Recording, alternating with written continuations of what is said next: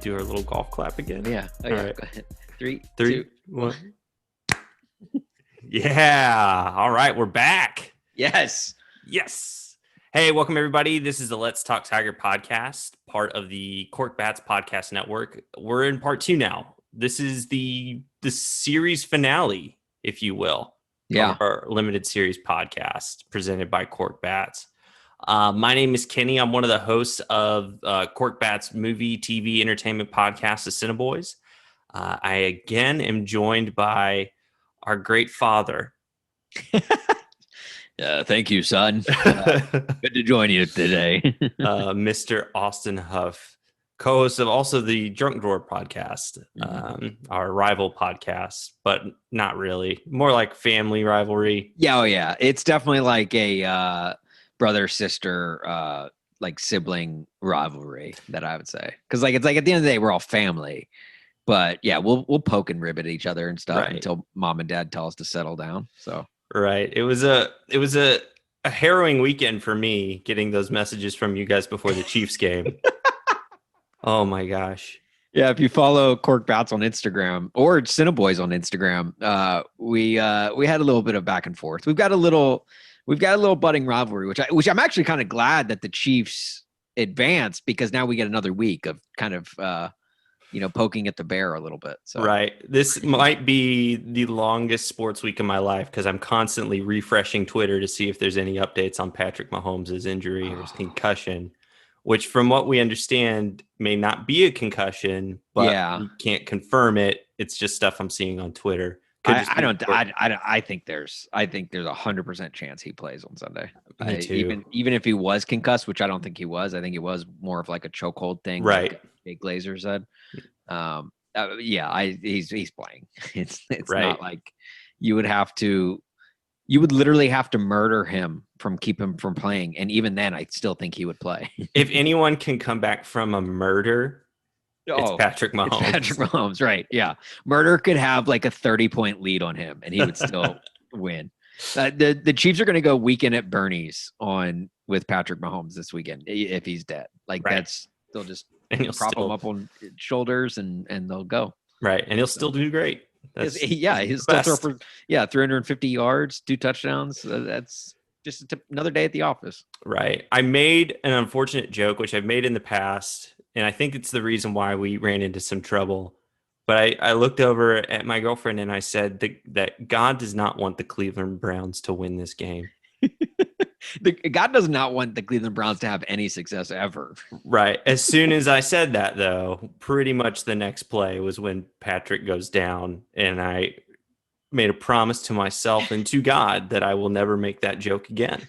Right. That's that's what's the old saying? You don't think God has a sense of humor, make plans. You were making plans for the AFC Championship, and God was like, pump the brakes there, Kenny. Right. So I learned my lesson. And we get it at least another week, and hopefully Pat will play. Yeah. But hey, as much as we love football, that's really not the reason why we're here today. No. Hey, speaking of injured athletes. Yeah. Probably I don't know. We'll get into it a little bit more, just like what he was going through, but maybe the king of coming back from an injury, Tiger Woods. Yeah. And playing through an injury too. Right. Oh man.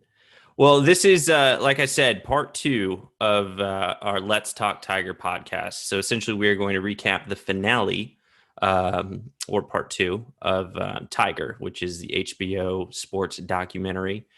There's a lot of stuff to talk about. Probably more, I think, than last episode, just because, in my opinion, they probably could have done 3 episodes, because it feels like 2 was very densely packed with a lot of different things that happened.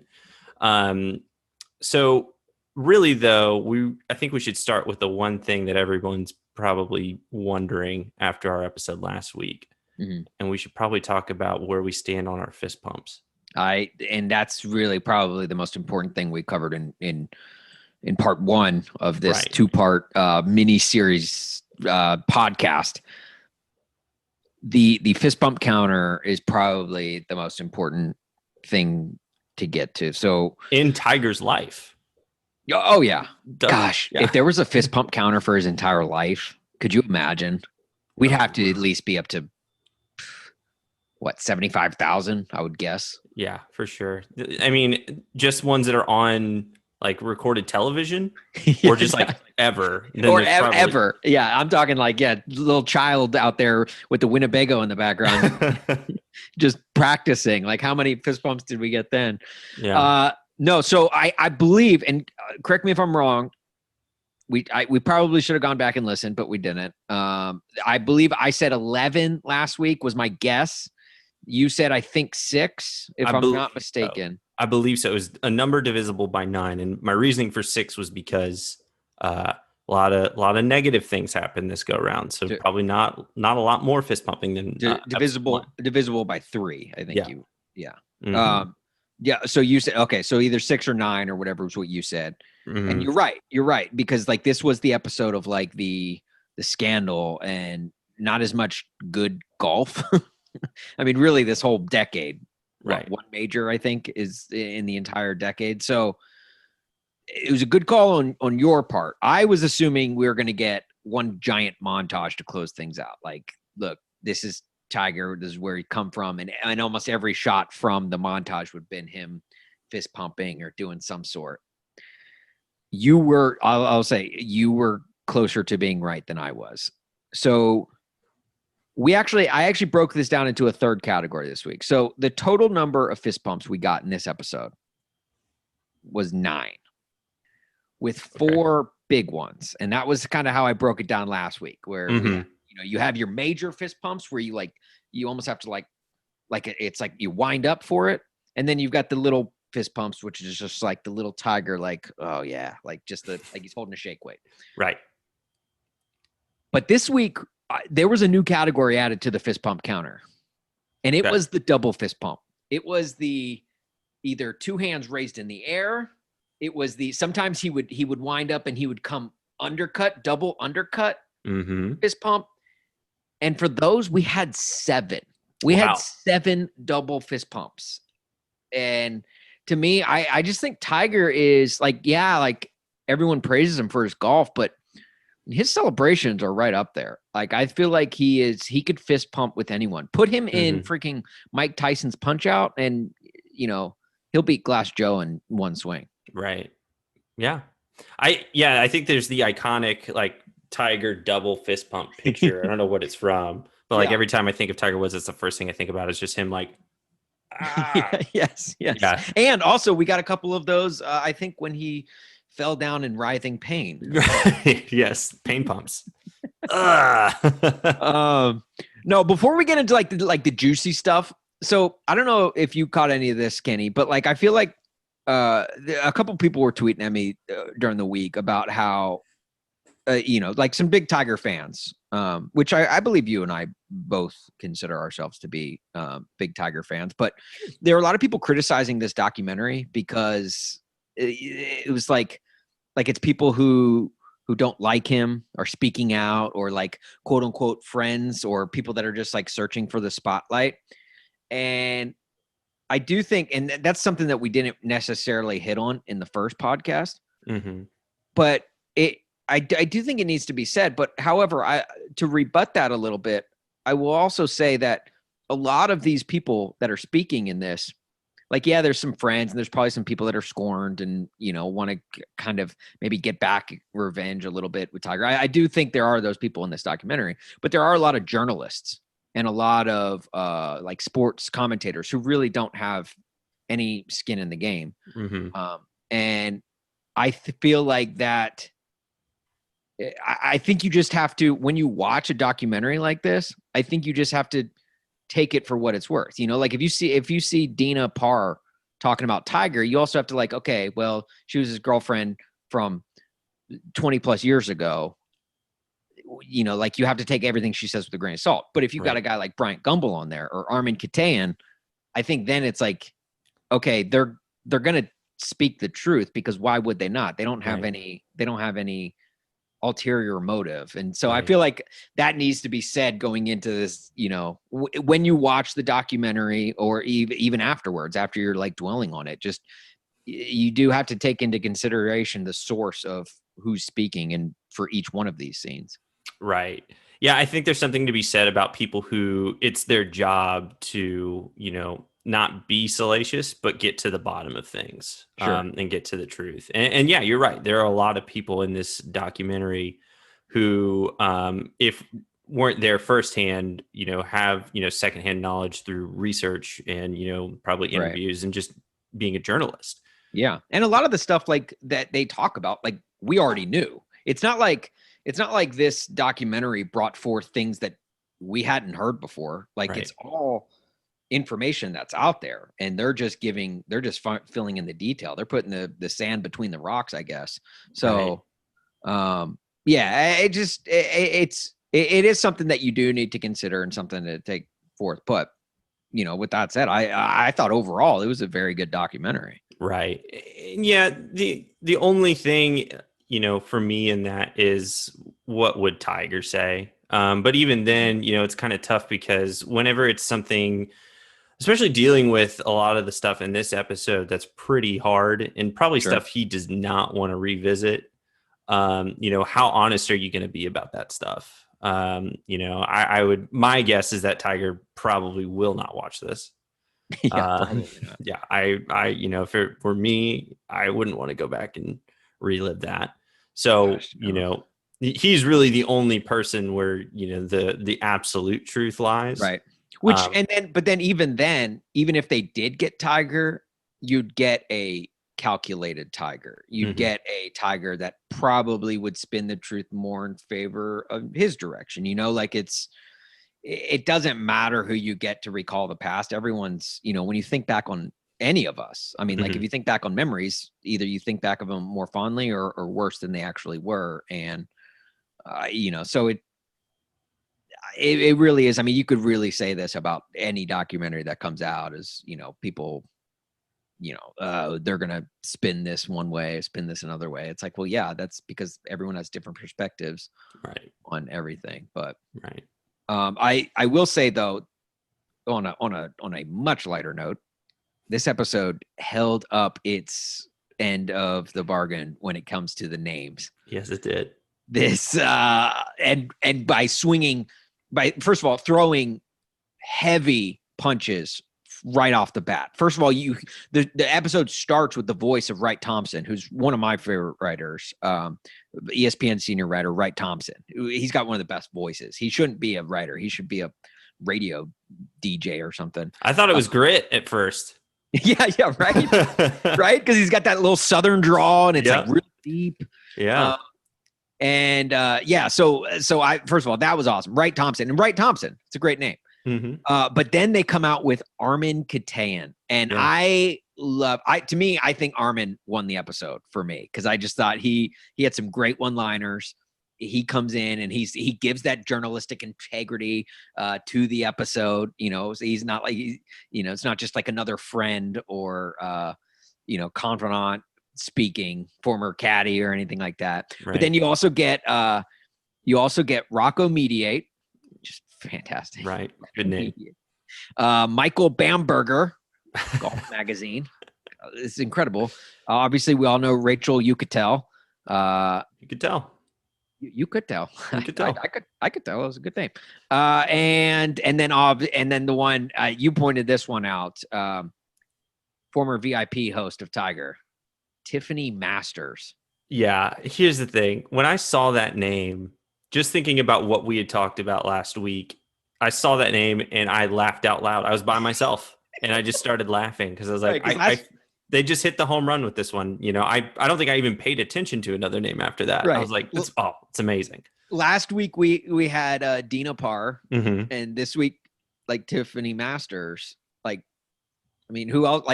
Who else could they have brought out? Like Amber U.S. Open. Like I just want. I feel like I almost feel like if you were to write a comedy about golf or like a mockumentary about golf and you came up with a list of names, like these would seem too fake. Yeah.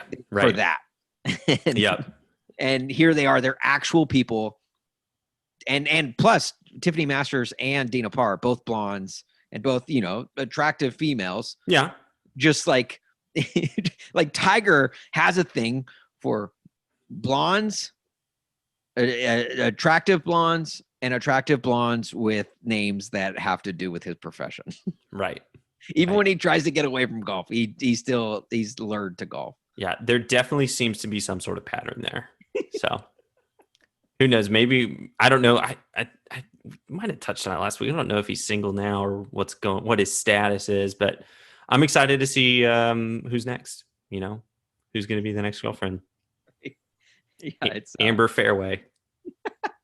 Who knows? Yeah. Like I said, after I saw that name, I think I stopped paying attention because I was like, I'm just going to laugh the whole time if it's just going to keep being names like this. But one of the things that starts out the episode or starts out this episode is it really starts going heavy into Tiger in the Vegas scene.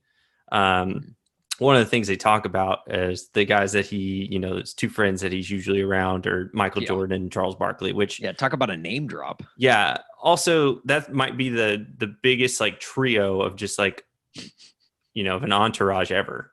Just like MJ, Tiger, Charles Barkley. Yeah. Part of me couldn't tell if they were hanging out in Vegas or starting an all-star cafe. Right. Yeah. They're just at the grand opening of one. Like that is incredible. And let's be honest though, Charles Barkley, definitely the third wheel in that bunch because you got two of the greatest in their sport. And then Chuck Barkley, who's never won a championship in the NBA, obviously got fat in his non-playing days. But yeah, I thought that's not a bad crew to hit Vegas with. In my opinion. No, I feel like there's a lot of money being thrown around in that crew and a lot of money also being lost in that crew in Vegas. Yes. Yeah. Right. If you go to Vegas, if you're not a female, it sucks going to Vegas. Yeah. But I will say there's probably a caveat to that rule. If you're not a female going to Vegas and you're Michael Jordan, Charles Barkley, or Tiger Woods, then it's pretty much like you get the Vegas experience as a female. Right. You get into the clubs for free. You get the bottle service for free. Right. All of that is just, just comes with the territory. Who do you think your celebrity crew would be in Vegas? Ooh, good question. Because I know mine. I feel like I would just feel so awkward in Vegas. Like Vegas is probably not my. Have you been? So I've never been. No, I've never been to Vegas. I just feel like it would not be my scene at all.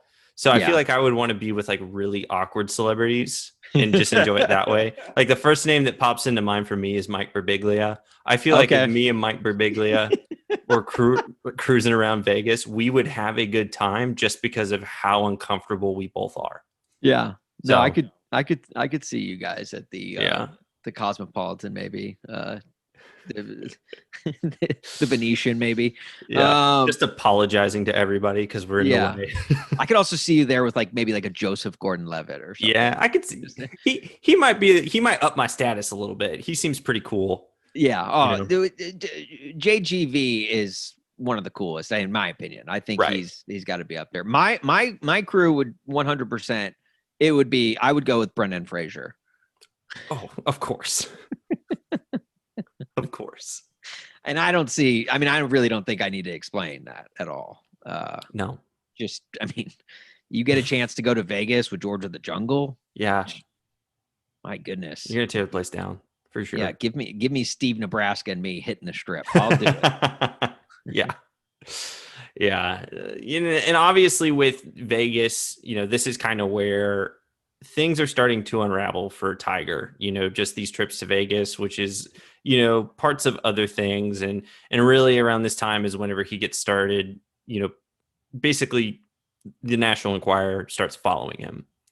And they kind of go through a pretty decent sized segment in the documentary talking about what the National Enquirer was doing. First of all, not surprised the headquarters of National Enquirer is in Florida. Yeah, right. Not shocked.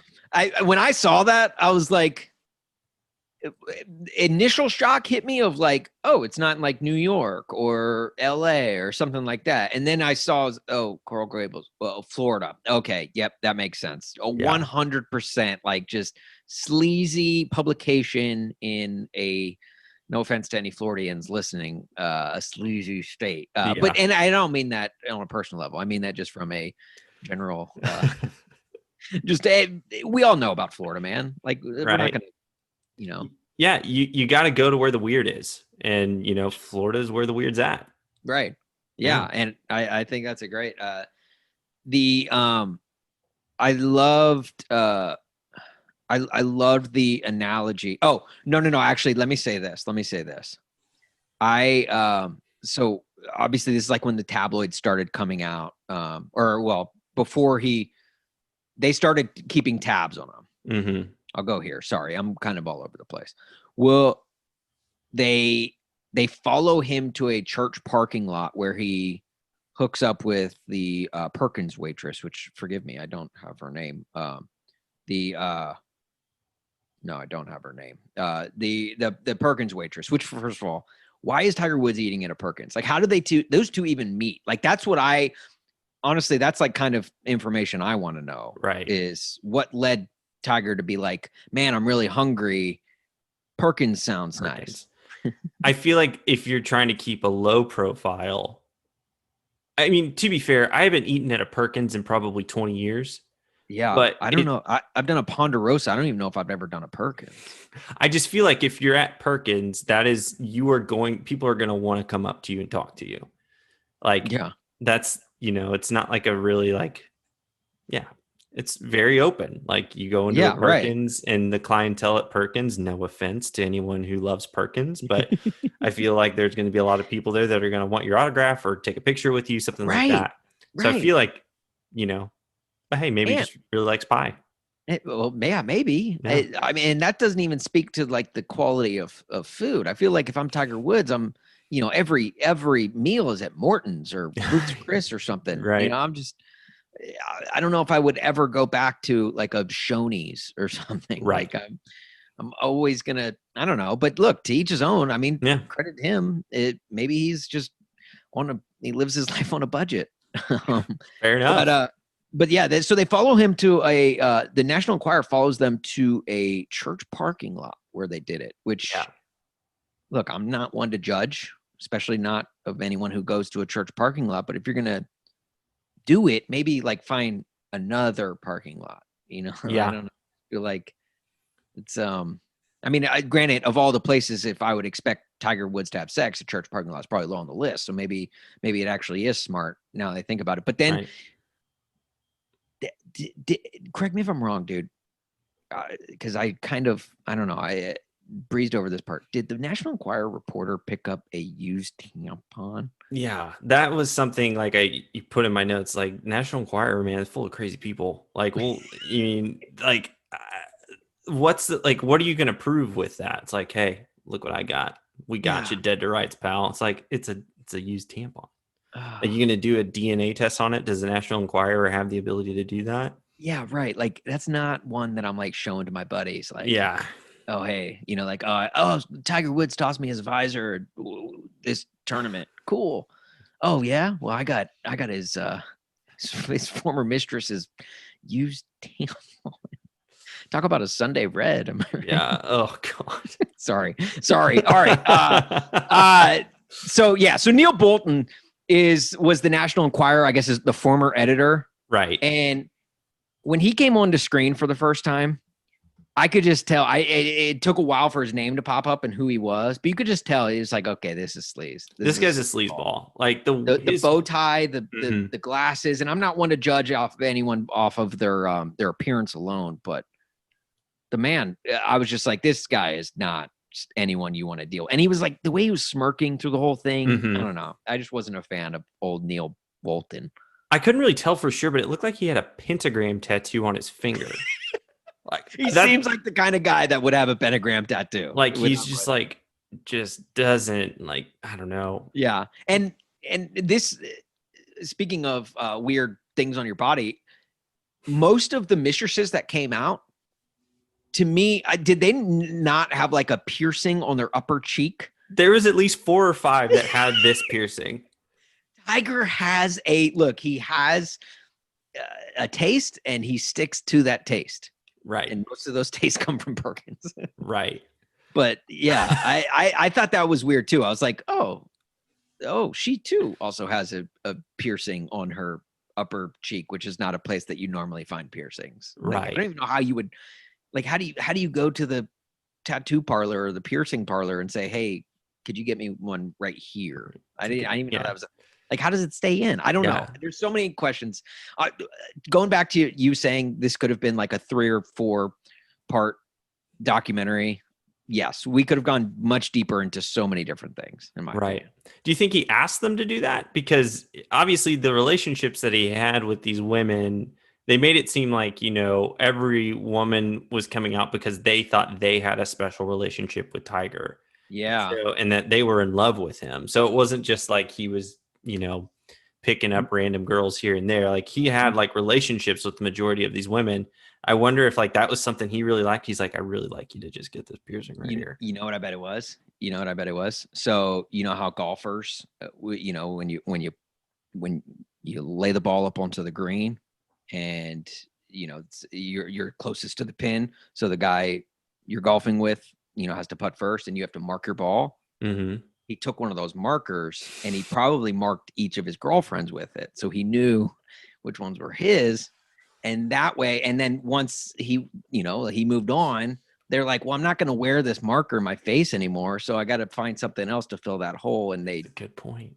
Earrings. So. It makes a lot of sense. I think there's a lot there. Man, this should have been multiple episodes, more than 2, for sure. For sure.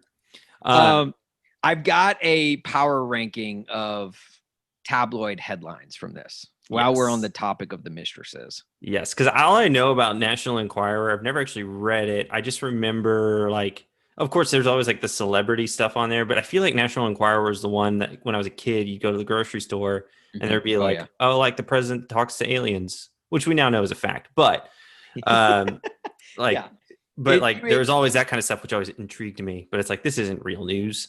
Right. You like, okay, I'm going to get some Tic Tacs, some Bubblicious, and a National Enquirer. Like it was always like right there at the grocery store aisle. And you would always read the headlines. But like you, I never picked one up and actually thumbed through the pages. But so this episode, obviously, once everything got out into the open, there were a lot of different tabloid headlines. So I ranked them.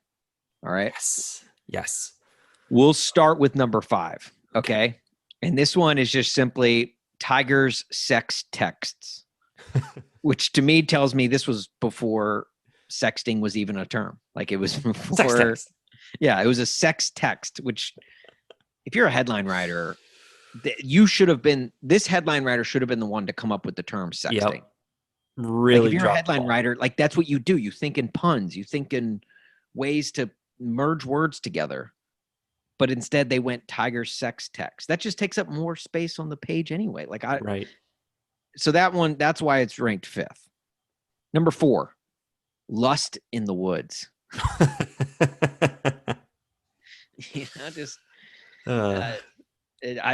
Solid. Yeah.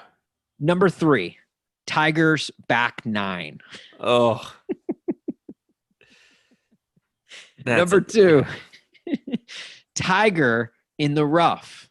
Oh, and then this one had that one's that's song because it's it's a rough situation to be in, but also in the rough and golf. This one had a sub headline. It said, "Mistress admits he wanted to spank me." So there you go. Even more further meaning behind Tiger in the rough. Yikes! And my number one tabloid from this episode. Tiger admits, I'm a cheetah. Clever. Really clever National Enquirer. Solid. The one guy, I think it may have been Neil Bolton, he said the New York Post dedicated more covers to the Tiger scandal than they did 9/11. That's nuts. Doesn't shock me though. Like if you ever read the New York Post, like and New York Post, I would put money on, sounds like the sex text was pre-texting being coined. I'd put money on the New York Post coining that at some point for whatever reason. They put sexting on like Yeah. front cover of Right. New York Post. Because their headlines are usually pretty witty and pretty on point. So yeah, I wouldn't doubt that. I would go along with the idea of them coining that phrase. Yeah. I'm just kind of pissed. I'm still pissed at that headline writer that didn't. Yeah. He's probably beating himself up, man. He's somewhere just reliving that after watching this and just like, what was I thinking? Yeah, there's no way he's still in the headline game. That's a tough industry to crack into. No. And he probably got canned shortly after that headline came out. Right. One of the things they talk about too with the National Enquirer was that in order to keep, keep them from, releasing this story, they came to a deal with Tiger for him to appear on the cover of Men's Fitness, which I guess is owned by the National Enquirer or vice versa. Yeah, same parent company, I think. Yeah. Yeah. Which I didn't know that. That seems like Men's Fitness is something that would be a little bit more, I don't know. I don't run those companies, so I don't know like what exactly you want as far as like your publications go. They probably make a ton of money off the National Enquirer. Yeah. But it led me to think, is everyone who shows up on the cover of Men's Fitness, are they being blackmailed? Like is Kumail Nanjiani like? Oh, that's so good. That's a great question. On him? Yeah, like what scandal is Kumail in the middle of right now? Yeah. Like did something go down on the Silicon Valley set that we don't know about? Yeah. No, that's a great question because you don't expect Tiger.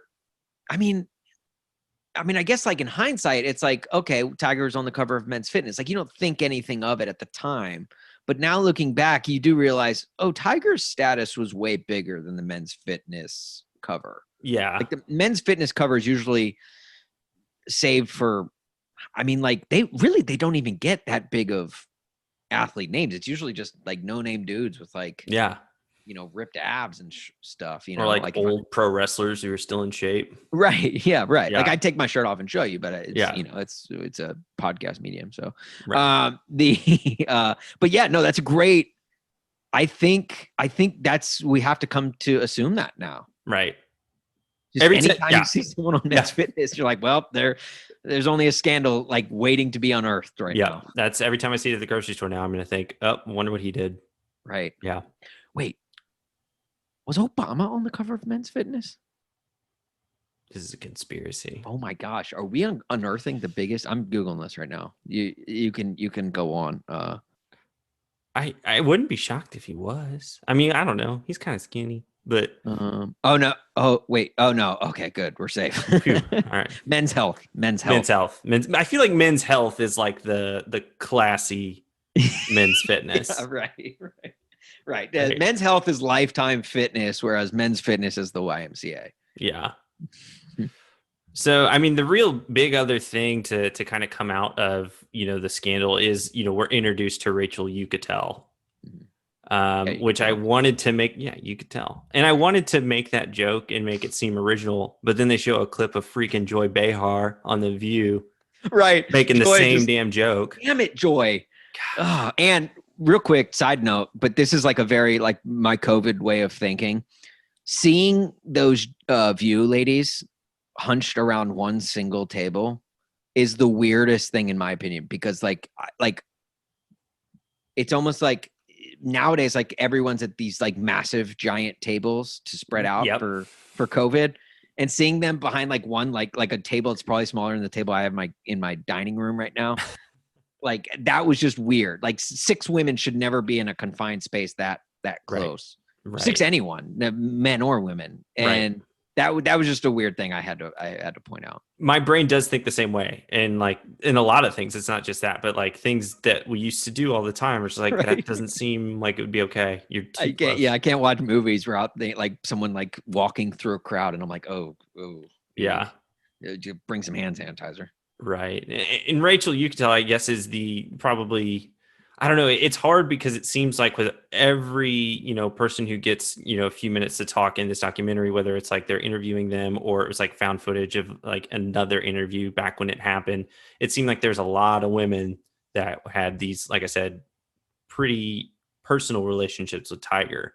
Yeah. Um, Yeah. It felt like, it felt to me a lot like The Bachelor. Obviously, okay, so we got The Bachelor going on right now. Matt James, first black bachelor of all time. mm-hmm. Tiger, to me, was like the first Cablinasian bachelor of all time. The only difference with his season was none of the 25 women knew that he was dating 25 other women at the same Right, time. Like they right, didn't know about each other. So if you right. took The Bachelor and just did one date at a time, it'd be a lot longer of a series. But that to me, that's what it felt like, in my opinion. Right. Yeah. Typically, if you're in that situation, I think we've learned from The Bachelor, it's best to disclose that you're in that situation. To hide it obviously ends up bad. And Right. yeah, And and that was interesting to me too. And now, granted, again, like we don't know, like maybe they were looking for fame and they wanted to make it feel like they had a unique connection. And right. it very well easily could have been Tiger just slept with him and that Yeah. was it, and like moved on. But it was weird that almost every single girl was giving a very similar story. He Right. would cuddle, he would talk to me, we would ask each other questions and talk about life, and that's really what it felt like. And Rachel talked about this a lot too, was Mm-hmm. how he just wanted to talk. He wanted to open up. And apparently, from the way she made it sound like, from her opinion, she felt like maybe he wasn't getting that at home with Elin. Like Right. there wasn't that that openness and willingness to talk, or maybe Elin wanting to know about Tiger, or being interested, like when he would talk. And Mm-hmm. so that it sounded like a lot of like what Rachel and Tiger's relationship was. But and yeah, and like even to hear her talk about Tiger at parties and stuff, Mm-hmm. him standing off alone, kind of by himself, and Yeah. he just seems like he seemed like that same kid from high school where he was kind of a loner, kind of standoffish, but just given this immense amount of fame to where he could just say, like, as Michael Jordan said, Armin Katayan said that Michael Jordan said, "I'm Tiger Woods." Yeah. He could just say that and just get any single woman he wanted. But Right. Right. I think too, everything that kind of leads into that ultimately leads up to the car crash, which happened in like Thanksgiving of 2009, which is one of those, everyone kind of has their memory of like where they were when that yeah, news broke. yeah, I remember it just being so confusing. Like, obviously, he's been in a car accident. It's national news. Is he like dying? yeah. Like, yeah. I remember I was driving from Nashville to Columbia because this Mhm. was, I believe this was Black Friday when this all broke. Yeah.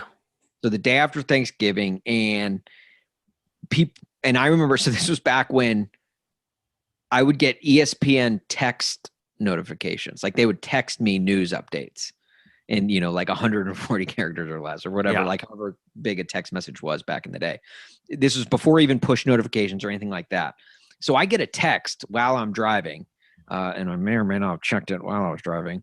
And it had said, and I'm almost positive it said this, and that Tiger Woods was killed in a car crash.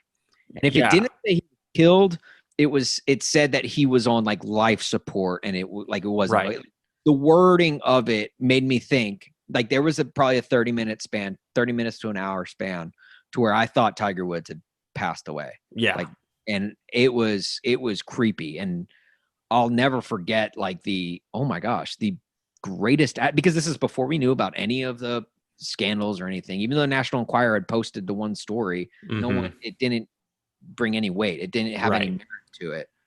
And so we just assumed like, oh my gosh, like the greatest golfer on earth, the greatest athlete on the planet right now is dead. Yeah.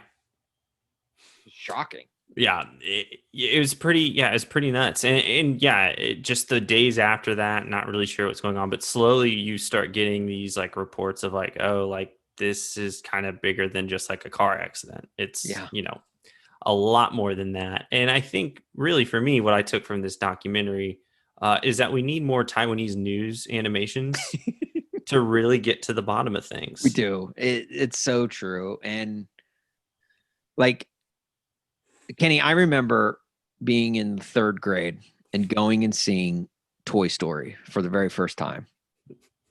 And just thinking, I remember just leaving the theater because that was the first digitally animated cartoon. And I just remember thinking, like, wow, like the world is our oyster here. Like, Right. there's so much can happen with this technology. We could do so many great and magical things.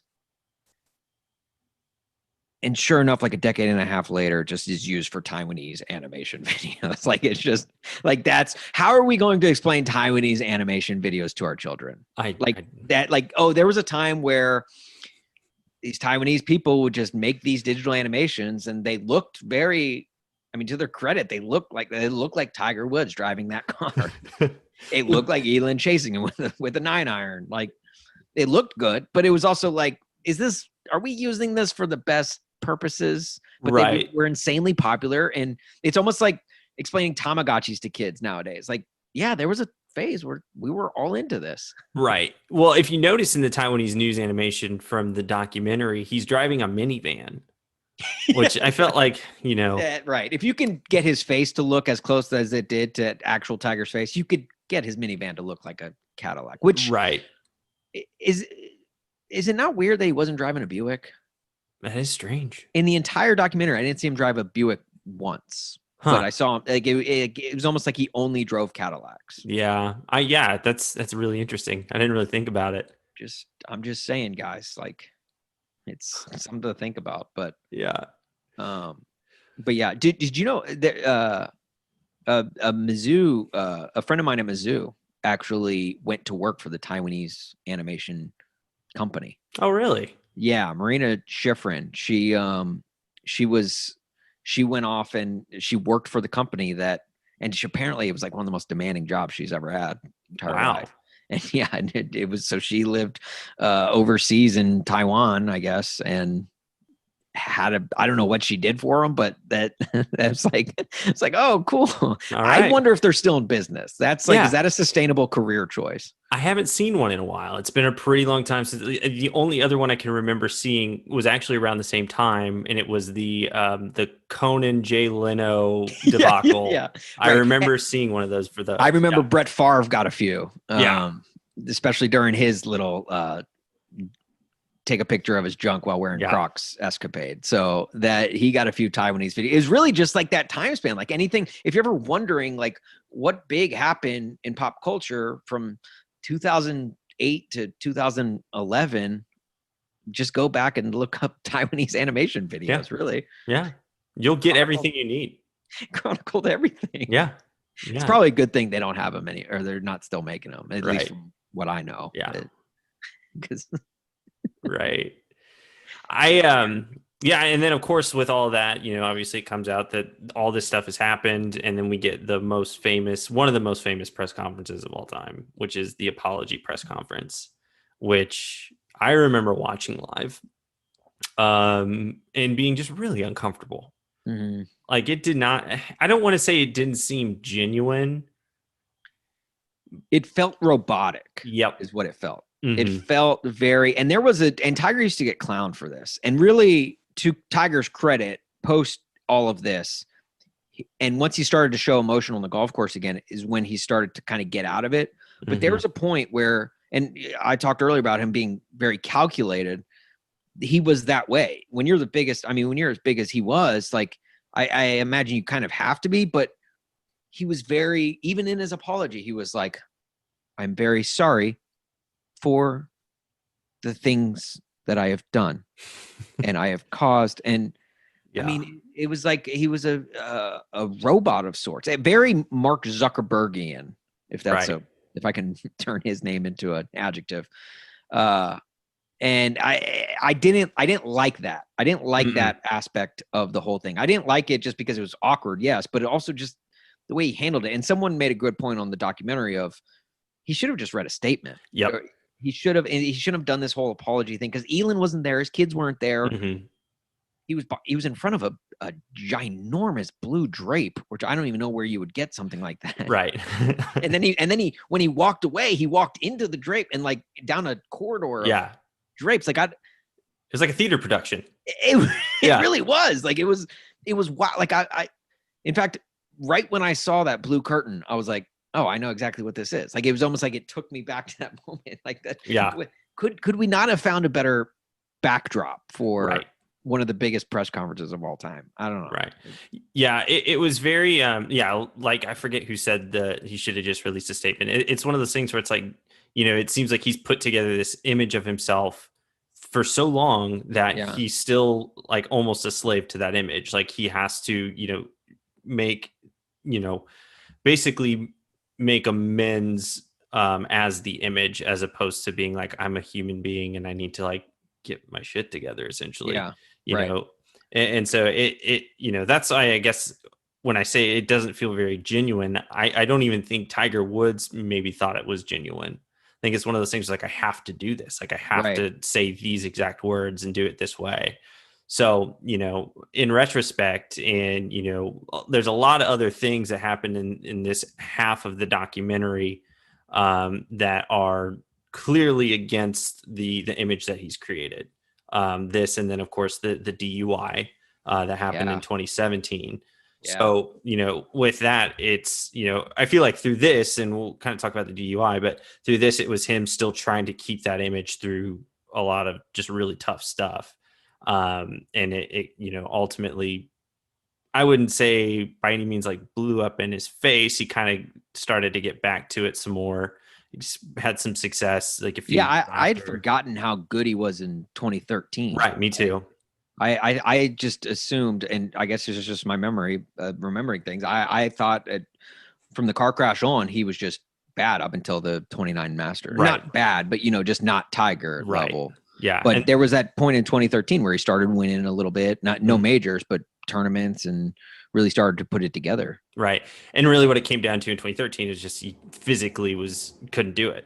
And that's like one of the other things, like the big things I took away from this episode was like how much like, how many injuries, how much pain he was in. The first time they talk about it is 2008 and at the US Open, and he has a broken leg. I remember that. I don't remember him having a broken leg. Like, no. I've broken my leg in that general area, and like I still am not the same. Like I can't do certain things. Like I can't, run marathons anymore. I used to do that all the time. Yeah. Yeah. And not only is he playing, not only did he break it and like kind of probably almost even injure it worse, because he had that cart path swing where his foot slipped. Yeah. Like he made it even worse. And then he drops, to me, one of the best lines of the entire documentary was, "F you, Steve, I'm winning this tournament." And he did.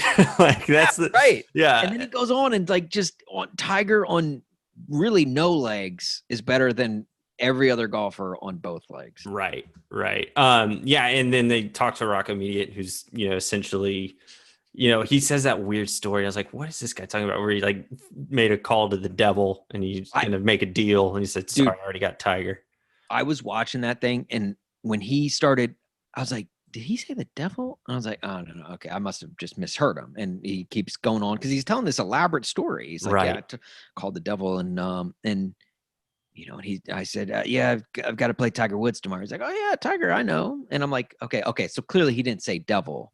He was talking about someone. And then I was like, maybe he did say devil and he's just referring to like someone. Maybe that's the nickname of someone on tour. Like maybe he's calling Phil Mickelson or that's something. That's what I thought. Mm-hmm. Right. And then the story just ends. Mm-hmm. Yep. And it's over. They don't talk about it anymore. It's like, I'm like, oh, he legitimately like told a joke. And look, like if anyone understands like jokes that fall flat on their face, it's me. And me. So like I can understand like maybe he was just going for the joke and it just, I don't know. It was the setup to it was weird. And yeah, I thought Rocco, great character for the entire documentary, but little bit on the weird side. Yeah, a little weirdo. Call him the devil. Does he do that often? Do you think he's like, I don't know. When he's at home with his wife, maybe just like, he's like, oh, hey, hang on, honey, I got to take this. Hello, devil? Yeah. Yeah, she's right here. You need her? Gotta make some deals. It's funny because I know who he is. I know who he was before this. This is like the first time I've ever like heard him like talk. Yeah.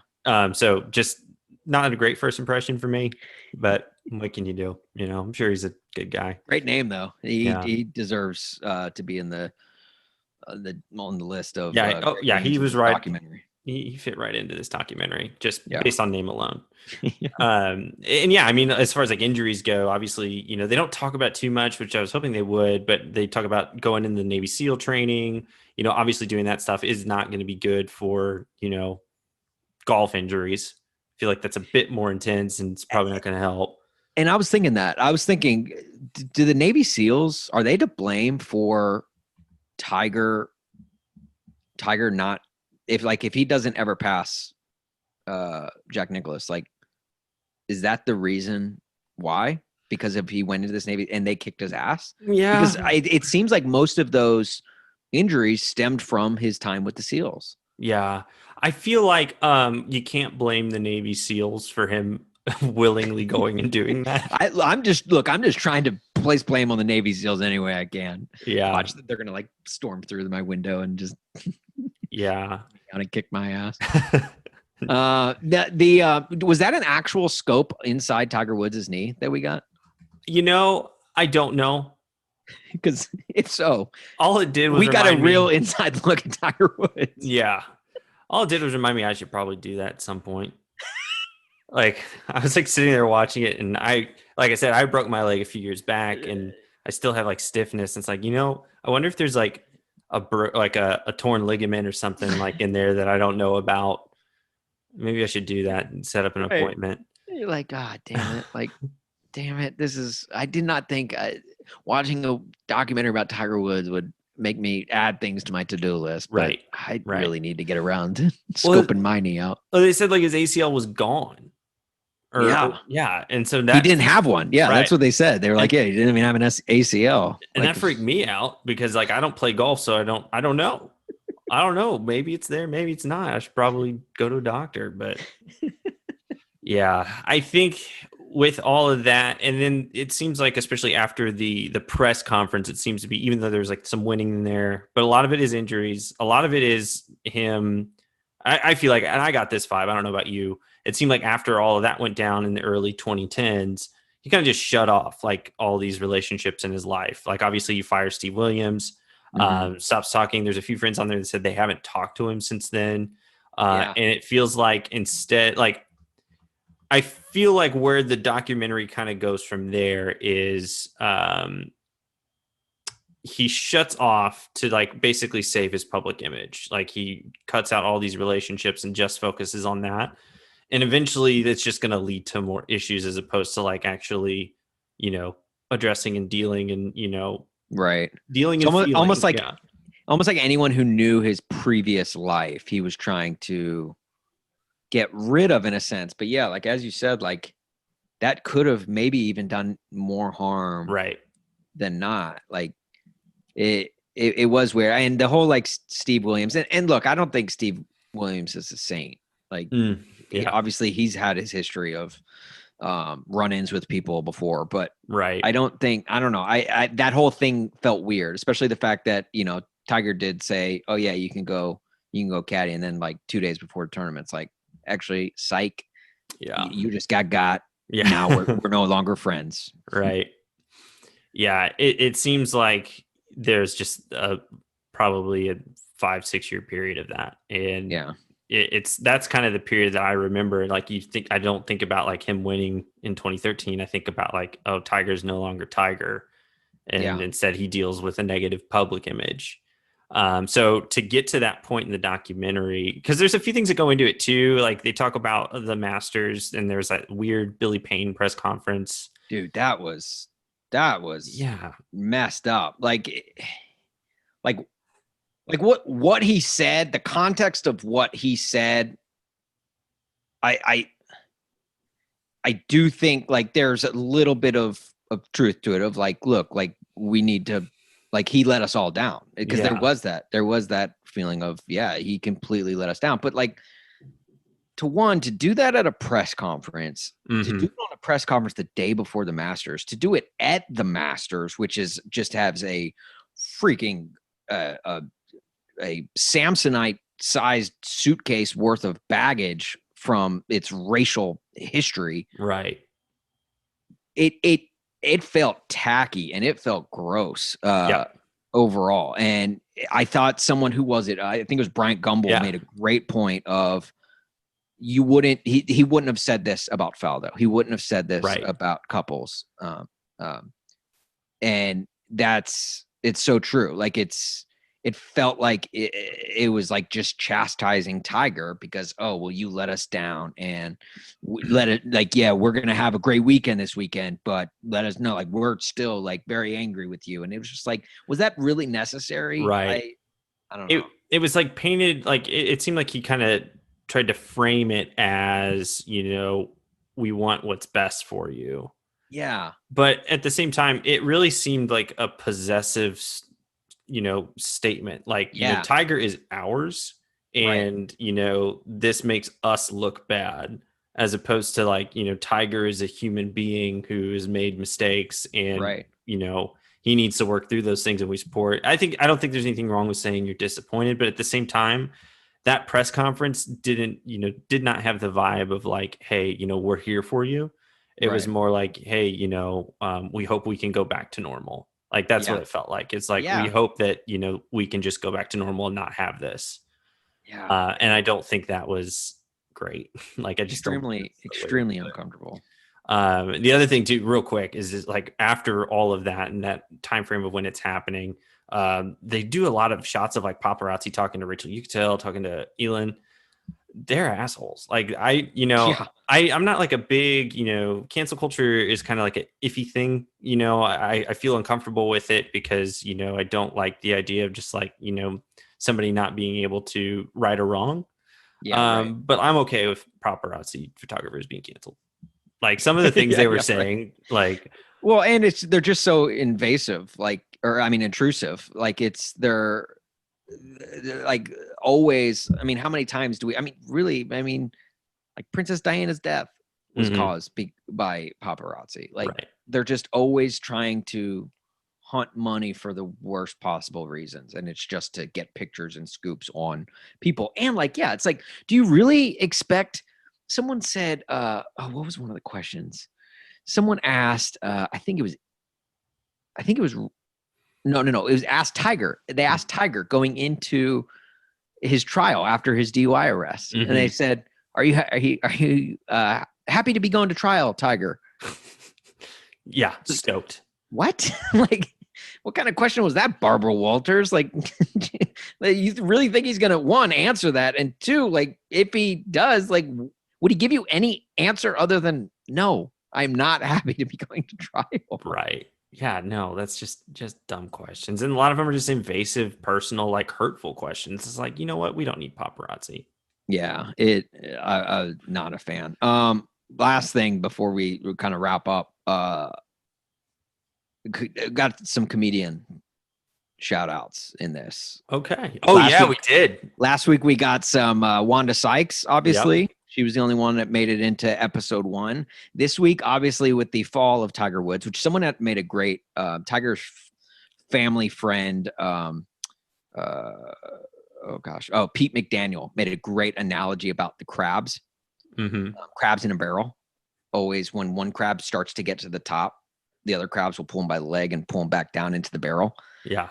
I thought that was a phenomenal. That was the first time I'd ever heard that. And I thought that was a phenomenal analogy to what really just fame is, honestly. Once someone gets to the top, everyone wants to pull them right back down into the mud. So this is when Tiger Woods has been pulled back down, and we got first of all, got Jay Leno.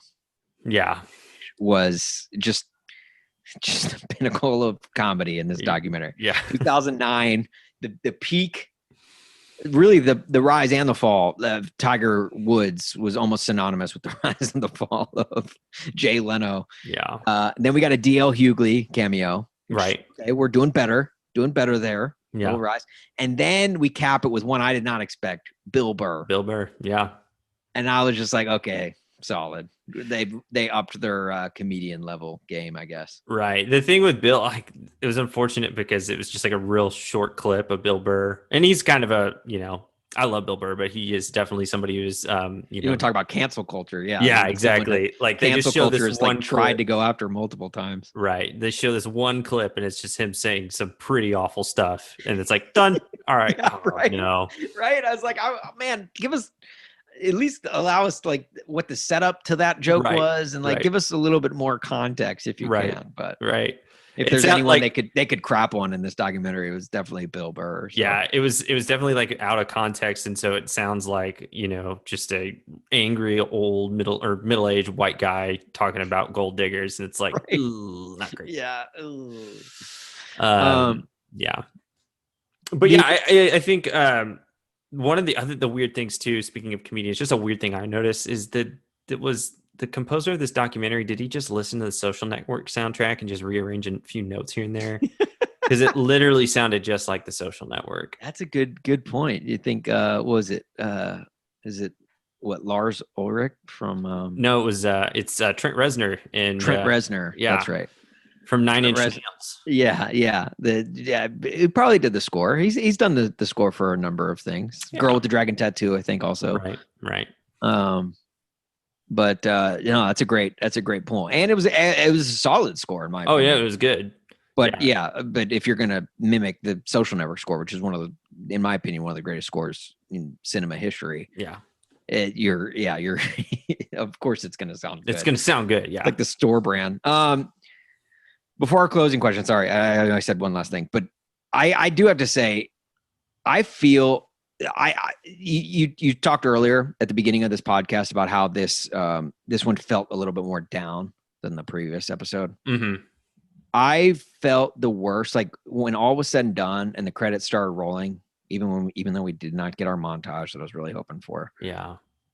I felt really bad for Elin. And really, Yeah. I felt bad for Elin throughout the entire thing, because at the end, you started to see the redemption story of Tiger, which, don't get me wrong, is great. And it's good to see him to go from the depths of hell back to, if not where he was, very close to it. And it was nice. He triumphed, got the redemption. You saw him smiling again, living his life at least as normal as he possibly could. Everyone was rooting for him. Everyone was definitely cheering for. You had the hordes of people following him again. I went to the U.S. Or the PGA Championship here in St. Louis. The whole everyone there wanted to see Tiger. Yeah, that's just he made it back. Mm-hmm. Elin not only never got there, she never will. Right. And to no fault of her own. Like, she literally did nothing wrong. And yet she has to live this hell. And there's not going to be people chanting Elin's name. Yeah. She's not going to ever get to even get close to reliving the life that she once had with Tiger before all this came out. Like, she'll never get that opportunity. And I just hated that. And I felt a little bit dirty of like, not praising Tiger, because I am happy. Like, I do root for people to get back off, have those success stories, going back to the cancel culture thing. Like, like we canceled him and he's made it back. Like, he's better. He's a better person for having gone through all this. Right. But Elin is just like, meanwhile, just sitting in the shadows and like, just probably just tearing a hole. And that story that she shared with her, like that story that was shared where her kid was like, "Mommy, why are you crying?" And she's like, "Mommy's got a boo-boo." Mm-hmm. Like, "Can I kiss it? Where is it? Can I kiss it to make it feel better?" And she goes, "It's in my heart." I was just like, "Gosh, my goodness, man." Like, yeah, it's devastating. It's such a tragedy. Right. And I agree with you 100%. That was actually one of the thoughts that popped into my head. So like the very end of the documentary is him winning the 2019 Masters, and it cuts like as he's like walking through a crowd and like celebrating. Yeah. And that was the thought that popped into my head. It's like, it's so cool. Like, don't get me wrong. It is so cool to, especially I think after that DWI happened, opposite, what was different after the DWI as opposed to the scandal early in like 2010s was that it seemed like he figured out, oh, like I have to like focus on things for myself. I have to focus on like getting better and like, focusing on things, not really necessarily trying to protect my image. At least this is the vibe I got. And I think from that mentality, he got to a point where he, you know, obviously they show him like playing with other golfers and like enjoying it and having fun. And that's fun to watch. Yeah. But it is one of those things where it's like in the back of my head, it's like, okay, well, there's still these unanswered, you know, like, you know, especially for Elin, it's this thing that, what ultimately does she get? Like, what ultimately does she get out of that? And it's hard. Like, it's hard to like think about somebody who didn't do anything wrong necessarily, had to suffer, and in all likelihood is probably still suffering in some ways.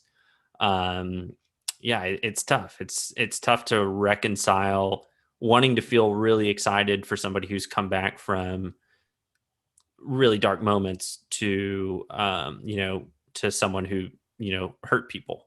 Yeah. Um, and she does not almost even more so than Tiger. Like because you do have your Tiger stands that will always have, like, and that even when he was going through the rough of times, like, we're still backing Tiger. Mm-hmm. And, she would get called the gold digger, and she would get called, names, and paparazzi is just probably constantly still following her around wherever she goes. And yeah, it's just, and she didn't do anything. The worst thing you could say she did was marrying Tiger, which is awful to say because they have, kids from that marriage. And it's just, it was hard for me to feel fully great for Tiger and the redemption story, knowing that she will never have that. And to no fault of her own, really. Yeah. And I guess the other thing is too, I don't really know what that relationship is like now. I don't know what the relationship is with Tiger and Elin. It could be something that, maybe there is to some degree, some sort of mended fence there. But yeah, I think you're right. Yeah. You think it's like a Brad and Jen thing? You think we could maybe see them holding wrists at some point at an award show? Or they'll just be on a Zoom call together, palling around. Who knows? Hey, Pitt. Hey, Aniston. Oh man, I watch that at least 3 times a day just to get my emotions going. Yeah. Is there anything that you wish was in the documentary that wasn't?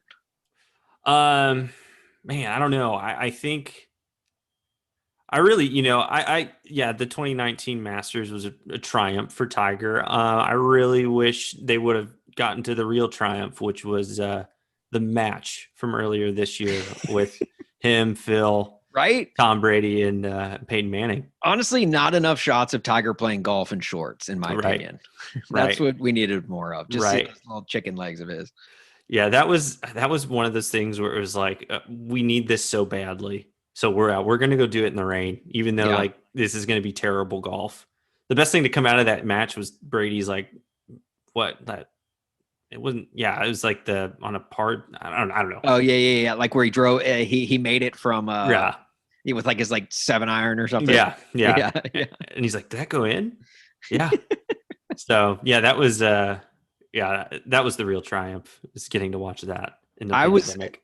Again, I was a little bummed that after the DUI arrest, and like the return, they went straight to the 2019 Masters. I was really hoping they were going to show the 2018 PGA Championship again, just because he almost won that PGA Championship here in St. Louis, and I was like, oh man, are they going to show it? They got to show it, right? They're going to show Bell Reeve do one of those flyovers of with the and just 100th PGA Championship, Bell Reeve, or Bell Reeve Country Club, St. Louis, Missouri, like that. I think would have been cool, but no. And then also more Wright Thompson, can never get enough. More, in fact, I would like more Wright Thompson and Armin Katayan. Just give me those 2 guys talking about literally anything. Right. Well, cool, man. This has been fun. Oh, wait, sorry. One last thing. Yes. One last thing that this is the biggest thing that I wish they covered. The 2010 Ryder Cup. You're probably like, what? Who the hell cares about the 2010 I do not Ryder recall. Cup? Yeah. The 2010 Ryder Cup with Tiger probably gave us my favorite meme maybe of all time. And that was Cigar Guy. Do you remember Cigar Guy from the 2010 Ryder Cup? Yep. It was the crowd of shots. Tiger is, and one of the coolest sports photos of all time, Yeah. really. Tiger's chipping like in the rough, and the gallery's just surrounding him, and he chips, and the ball goes like almost like it goes right in frame. So you've got the ball in frame, Tiger in frame, and this crowd of people. But the one man that stood out in that entire photo wasn't Tiger Woods. It wasn't like it was a guy in the crowd with I believe like a turban or something, some sort of headwear, Right. and a massive mustache, dark mustache, and the fattest stogie you've ever seen in your big boy. Like a caricature, like the guy looked like a caricature, but in real life. Yeah. And if that happened today, that would be the only meme you would see on the internet for 3 months. Right. Really, we were kind of robbed at the timing of that happening in 2010 rather than now.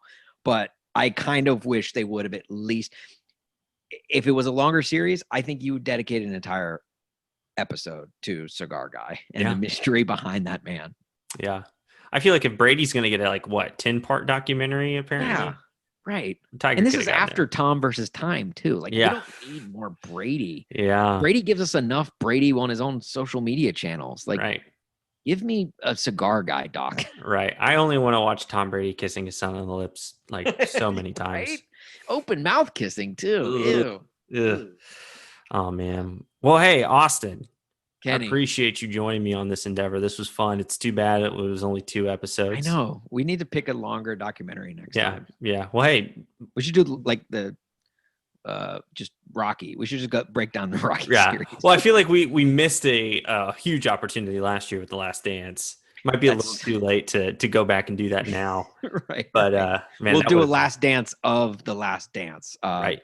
20 years later. Right. We'll do a 10-part doc on that doc. Right. Yeah. That'd be fun. But yeah, appreciate you joining me. Again, this has been Let's Talk Tiger. We're done. Series finale over. You can follow me. Actually, just follow the Cineboys at the Cineboys at Twitter and Instagram. You can follow me too at KenJob Tweets. Do it. It's fine. I spend way more time on Cineboys Twitter anyways. I don't have time for my own personal Twitter. So yeah, be sure to follow us. Of course, follow Cork Bats, Twitter and Instagram at Cork Bats. Go to corkbats.com. Follow on YouTube as well. Hit the like button down there, or corked with a K that way. Yeah. Be sure to follow the Cork Bats YouTube page. Anything else you want to say? No, thank you for having me on again, man. This has been a blast. I'm glad we finally found something to where we can, kind of cross our platforms, cross our streams, if you will. Movie reference. Shout out Cineboys. Mm-hmm. Thank you, everyone who listened. Appreciate all of you. Hit that subscribe button. Subscribe to the Cineboys. I know this week I haven't listened to it yet, but I know you guys talk about Army Hammer's cannibalism. It gets weird. It gets yes, it gets weird. I honestly cannot wait. Like that is a tailor-made story for the Cineboys to break down. Well, it's funny because this past episode wasn't going to be, sometimes we just break away and we don't do anything headline related. We just kind of do something fun, and we were going to do that. And it's like, you know what? We have to talk about this. We can't wait 2 weeks. Smart decision. So that is a weird story. Weird. We should get a documentary. When that documentary drops, we'll break that down on a podcast together. Yeah, so for sure. No, but thank you so much for having me, man. This has been awesome, and I love what you guys are doing with the Cineboys. I'm glad we're all part of the same family, and I'm excited to see where everything goes, man. Me too, man. Appreciate you. Take her easy. You take her easy.